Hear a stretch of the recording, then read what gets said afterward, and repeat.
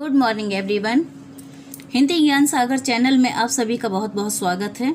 आज की वीडियो में मैं जिस टॉपिक को लेकर आई हूँ वो है क्लास 9 की क्षितिज का चैप्टर नाना साहब की पुत्री देवी मैना को भस्म कर दिया गया, जिसकी लेखिका हैं चपला देवी।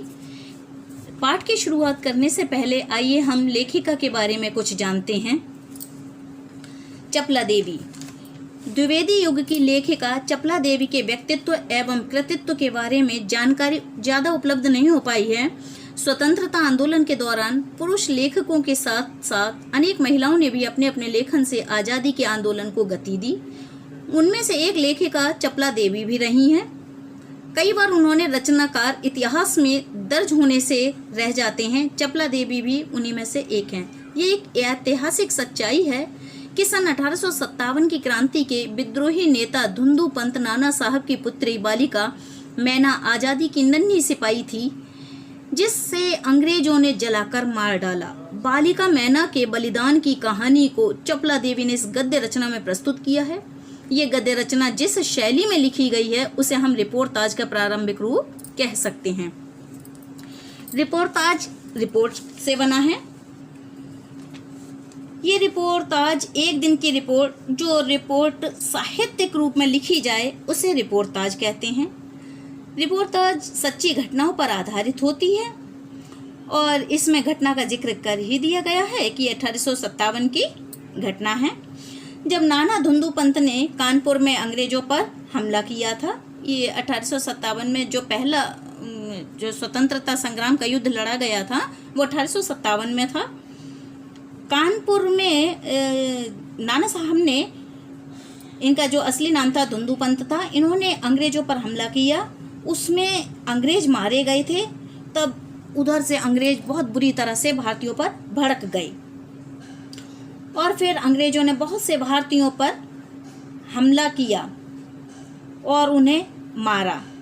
और नाना को पकड़ने के लिए बिठूर, जो कि उनकी जगह थी, बिठूर रवाना हो गए। इसमें उसी घटना का वर्णन है। हालांकि 1857 की जो क्रांति थी वो असफल रही थी, जिसमें कि रानी लक्ष्मीबाई जी ने भी बढ़ चढ़ कर हिस्सा लिया था और भी बहुत से ज़्यादा लोग थे। लेकिन इसमें जिस क्रांतिकारी के बारे में ये बताया गया है, ये पाठ है, वो है नाना साहब के बारे में और उनकी पुत्री के बारे में।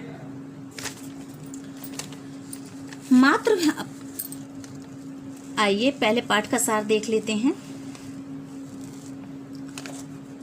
मातृभूमि की स्वतंत्रता और उसकी रक्षा के लिए जिन्होंने अपने प्राण न्यौछावर कर दिए, उनके जीवन का उत्कर्ष हमारे लिए गौरव और सम्मान की बात है।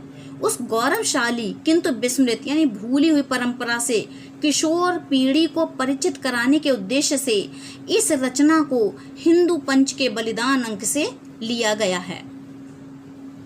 हिंदी गद्य के प्रारंभिक रूप को विद्यार्थी जान पाएं, इसलिए इस गद्य रचना को मुद्रण और वर्तनी में बिना किसी परिवर्तन के अविकल प्रस्तुत करने का प्रयास किया गया है। यानी ये रचना इसमें पाठ में शामिल होने के लिए, सिलेबस में शामिल करने का उद्देश्य यही है कि ताकि जो हमारे जो आजकल बच्चे जो आज़ादी के उसको भूल रहे हैं, आज़ादी की कीमत के लिए, ताकि उन्हें परिचित कराया जा सके कि ये आज़ादी आपको कितने संघर्ष के उपरांत और कितने बलिदान के बाद आपको ये प्राप्त हुई है। ये पाठ इसीलिए इसमें रखा गया है। पाठ की शुरुआत करते हैं। नाना साहब की पुत्री देवी मैना को भस्म कर दिया गया। सन 1857 के विद्रोही नेता धुंधु पंत नाना साहब कानपुर में असफल होने पर जब भागने लगे तो वे जल्दी में अपनी पुत्री मैना को साथ न ले जा सके। देवी मैना बिठूर में पिता के महल में रहती थी, पर विद्रोह दमन करने के बाद अंग्रेजों ने बड़ी ही क्रूरता से यानी बड़ी ही बेरहमी से उस निरीह और निरपराध यानी बिना अपराध की देवी को अग्नि में भस्म कर दिया। उसका रोमांचकारी वर्णन पाषाण हृदय को भी यानी पत्थर हृदय को भी एक बार द्रवीभूत कर देता है। कानपुर में भीषण हत्याकांड करने के बाद अंग्रेजों का सैनिक दल बिठूर की ओर गया। बिठूर में नाना साहब का राजमहल लूट लिया गया, पर उसमें बहुत थोड़ी संपत्ति अंग्रेजों के हाथ में लगी।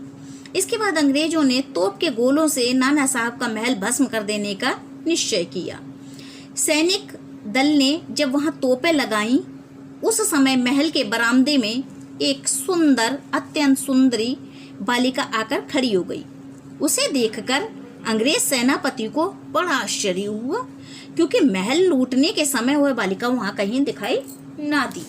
उस बालिका ने बरामदे में खड़ी होकर अंग्रेज सेनापति को गोले बरसाने से मना किया। उसका करुणापूर्ण मुख और अल्प वयस यानी कम उम्र को देखकर सेनापति को उस पर कुछ दया आई। सेनापति ने उससे पूछा, क्या चाहती है? बालिका ने शुद्ध अंग्रेजी भाषा में उत्तर दिया, क्या आप कृपा कर इस महल की रक्षा करेंगे?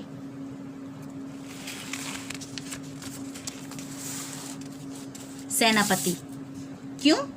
इसमें तुम्हारा इसमें क्या उद्देश्य है? बालिका, आप ही बताइए, ये मकान गिराने में आपका क्या उद्देश्य है?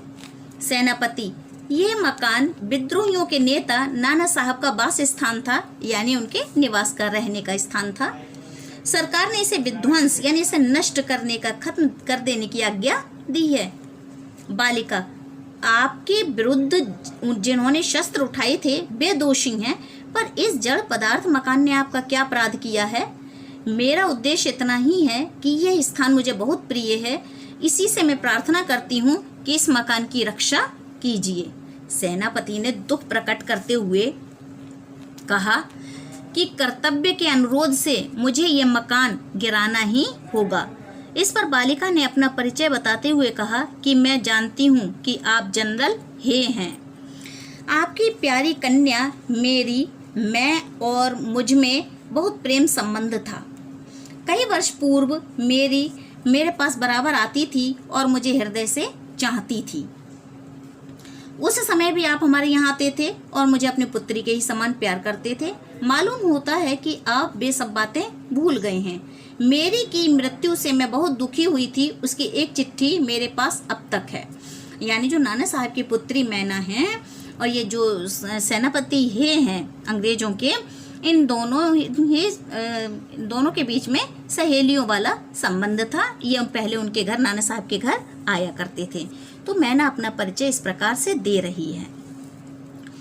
सेनापति है कुछ क्षण ठहर कर बोले, हाँ, मैंने तुम्हें पहचाना कि तुम मेरी पुत्री की सहचरी हो, किंतु मैं जिस सरकार का नौकर हूँ उसकी आज्ञा नहीं टाल सकता, तो भी मैं तुम्हारी रक्षा का प्रयत्न करूँगा।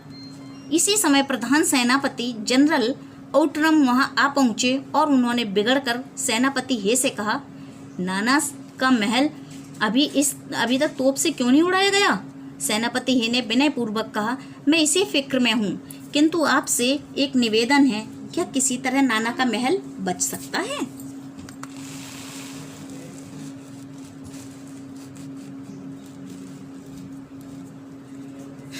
आउटरम, गवर्नर जनरल की आज्ञा के बिना यह संभव नहीं है। नाना साहब पर अंग्रेजों का क्रोध बहुत अधिक है। नाना के वंश या महल पर दया दिखाना असंभव है। सेनापति है तो लॉर्ड कैनिंग यानी गवर्नर जनरल जो थे वो इस विषय का एक तार देना चाहिए। आउटरम, आखिर आप ऐसा क्यों चाहते हैं? हम ये महल विध्वंस किए बिना और नाना की लड़की को गिरफ्तार किए बिना नहीं जा सकते। सेनापति है मन में दुखी होकर वहां से चला गया। इसके बाद जनरल आउटरम ने नाना का महल फिर घेर लिया। महल का फाटक तोड़कर अंग्रेज सिपाही भीतर घुस गए और मैना को खोजने लगे, किंतु आश्चर्य है कि सारे महल का कोना कोना खोज डाला पर मैना का पता नहीं लगा। उसी दिन संध्या समय लॉर्ड कैनिंग का एक तार आया जिसका आशय इस प्रकार था, लंदन के मंत्रिमंडल का ये मत है कि नाना का स्मृति चिन्ह तक मिटा दिया जाना चाहिए, इसलिए वहाँ की आज्ञा के विरुद्ध कुछ नहीं हो सकता। उसी क्षण क्रूर जनरल आउटरम की आज्ञा सेना ने नाना साहब के सुविशाल राज मंदिर पर तोप के गोले बरसाने लगे। घंटे भर में वह महल मिट्टी में मिला दिया गया।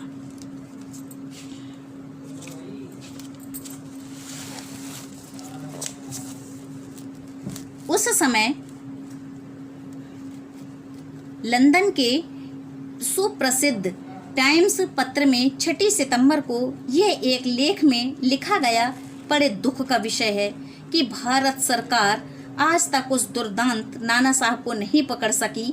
भारत सरकार का मतलब है जो उस समय अंग्रेजों की सरकार जो भारत को चला रही थी, भारत पर शासन कर रही थी, साहब को नहीं पकड़ सकी, जिस पर समस्त अंग्रेज जाति का भीषण क्रोध है।